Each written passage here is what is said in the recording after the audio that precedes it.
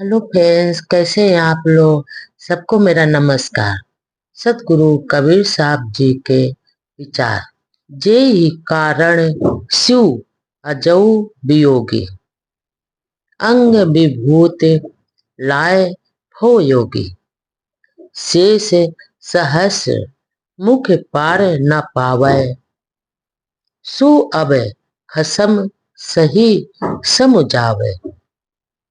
ऐसी विधि जो मोको धावे, छठे माय दसर दरस सो पावे। कौनेहु भाव देखे दोहो, गुप्त ही रहो स्वभाव सब लेहू।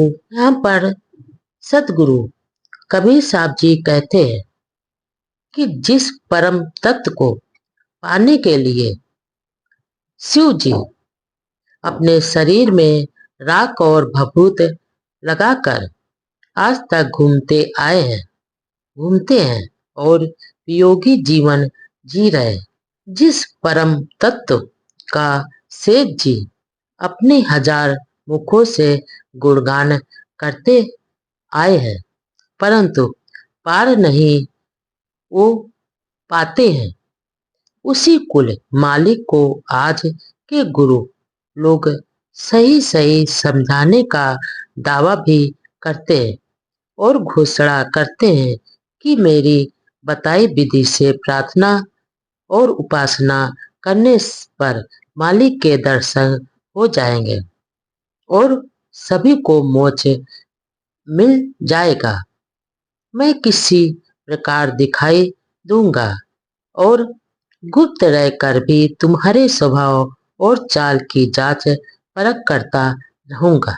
काहे कबीर पुकार के सबका वह विचार, कहा हमार माने नाय, कैसे छूटे ब्रह्म जार।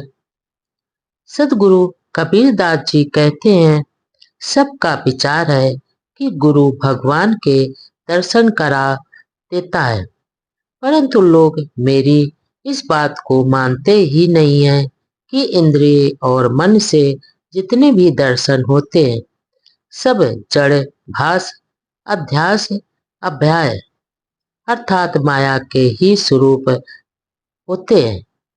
अतः इनका भ्रम रूपी बंधन कैसे कट सकता है।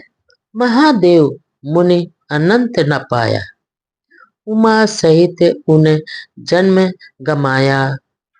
उन्हु ते सिद्ध साधक होई, मन निश्चय कहू कैसे कोई। जब लगे तन में आहे सोई, तब लगे चेती ना देखे कोई। तब चेती हो तब तजियो राना, भया अयान तब मन पछताना। इतना सुनत निकट चल आए, मन का विकार न छूटे भाई। सतगुरु कबीरदास जी यहाँ पर कहते हैं कि योगी महादेव जी ने अपनी पत्नी उमा के साथ रहकर ब्रह्म की खोज करते करते अपना सारा जीवन खो दिया, परंतु ब्रह्म का रहस्य नहीं समझ सके। अब क्या उनसे बड़ा भी कोई साधक और सिद्ध पुरुष हो सकता है।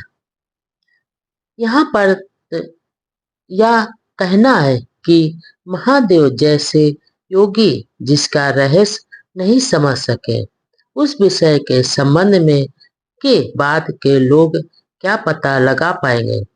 सदगुरु कबीरदास जी कहते हैं कि जब महादेव जैसा पुरुष साधक इस बात के विषय में नहीं समझ पाए, तो क्या संसारी लोग क्या पता लगा पाएंगे। जब तक शरीर में प्राण है तब तक आदमी सच्चाई की परख नहीं करता, तो क्या मरने के बाद होने पर उसको होश आएगा। जब समय नहीं रहेगा तब कैसे सावधान होगा। मनुष्य के बाद जब समय नहीं रहेगा तो सावधान कैसे रह पाएगा। तब तो जीव अपने जीवन के कर्मों का सारा लेखा जोखा सोच सोच कर और को लेकर पश्चाताप करता रहेगा और यहाँ से इस दुनिया से संसार से चला जाएगा। इसका तात्पर्य यह है कि सत्संग शास्त्रों की बहुत सी बातें सुनते सुनाते मौत निकट आ जाती है, परंतु मन के विकार दूर नहीं हो पाते हैं। हे भाई, सदगुरु जी कहते हैं कि हे भाई, मन का विकार जब तक दूर नहीं करोगे तुम्हें कुछ भी नहीं हासिल कर पाओगे। यहाँ कुछ और नहीं मिल सकता है। तीन लोग मुआ कौआए के छूटी न काहू की आस, एक अधरे जग खाया सबका भया निपात। सदगुरु कबीरदास जी यहाँ पर कहते हैं कि जैसे स्वप्न में मनुष्य अंतर द्वंद के कारण उल जलूल बकता रहता है, वैसे सांसारिक लोग इस संसार में जगत स्वप्न में अपना सिर पटक पटक कर मरते रहते हैं, फिर भी आशा नहीं छूटती है। चाहे इंद्रिय को भोगो, चाहे ईश्वर और ब्रह्मा, बाहर से कुछ भी पाने की आशा दुखदायी है। अविवेकी मन को सबको भटका दिया है और इसलिए सबका यहाँ पर पतन हो रहा है। मरि को ब्रह्मा काशी को बासी, शिव सहित मुए अविनाशी। मथुरा को मर को कृष्ण गुवारा, मर मर गए दसों अवतारा। मर मर गए भक्ति जिन ठाने, सगुण माँ निर्गुण जिन आनी। सदगुरु कबीरदास जी यहाँ पर कहते हैं कि ब्रह्मा जी काशी में ही निवास करने वाले शिव जी और अविनाशी कहलाने वाले विष्णु जी शरीर छोड़कर इस संसार से चले गए, यानी मर गए।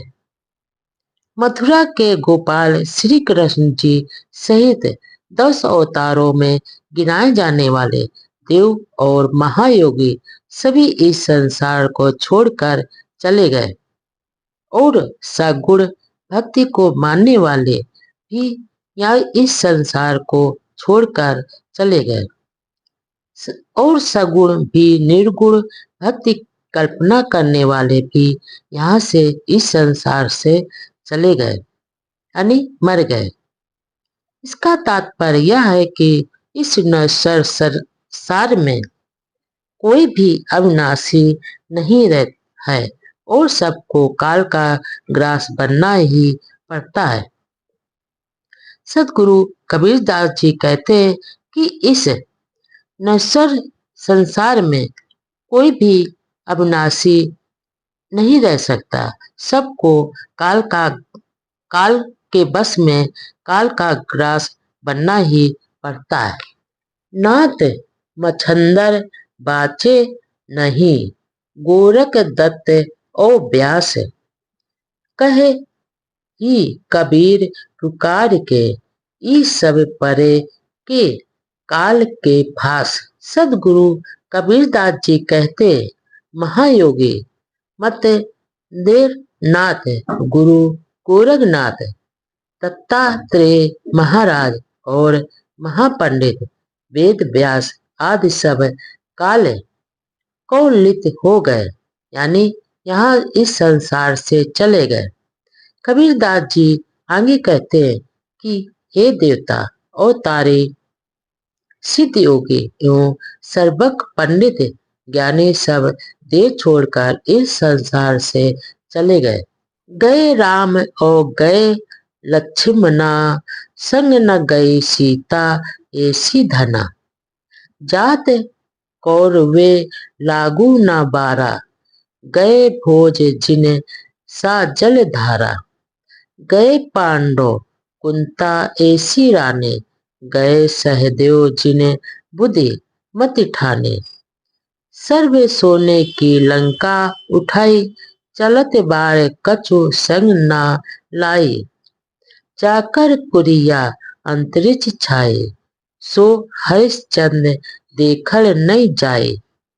मूरख मनुष्य बहुत सजोई, अपने मरे और लग रोई, ई ना जाने अपनेहु मर जइबे, टका बदस पीड़े और ले खइबे। यहाँ पर सतगुरु कबीरदास जी कहते हैं कि रामचंद्र जी और लक्ष्मण जी यहाँ से चले गए, परंतु राम के साथ उनकी पतिव्रता पत्नी सीता नहीं गई। विशाल कौरव परिवार भी इस संसार से चला गया। महाराजा भोज भी इस संसार से चले गए, जिन्होंने की थार जैसी नगरी सजा रखी थी। पांडव वीर पांडु एवं उनकी महारानी कुंती भी इस संसार से चली गई। बुद्धि के भंडार सहदेव जी भी इस संसार को छोड़कर चले गए, यानी विदा हो गए। महाराज रावण ने तो सोने की लंका ही बनवाई थी, परंतु इस संसार से जाते समय कुछ भी साथ नहीं ले जा सके। जिस अयोध्याधीश महाराजा हरिश्चंद्र के भवन आकाश चूमते थे, सतगुरु जी आगे कहते हैं कि जिस जिस अयोध्याधीश राजा महाराजा हरिश्चंद्र के भवन आकाश को चूमते थे, वे कहीं देखने में आज नजर नहीं आ रहे, अर्थात वो भी चले गए, इस संसार से चले गए।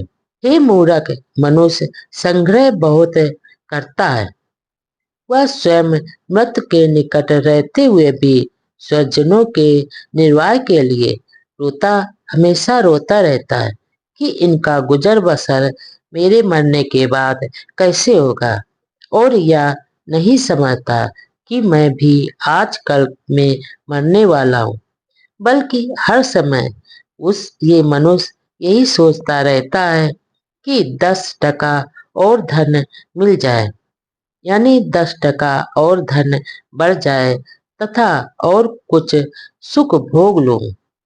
इसका तात्पर्य यह है कि मनुष्य को माया रूपी जाल से और मोह रूपी फांस से छुटकारा नहीं, मरते दम तक छुटकारा नहीं मिल पाता है।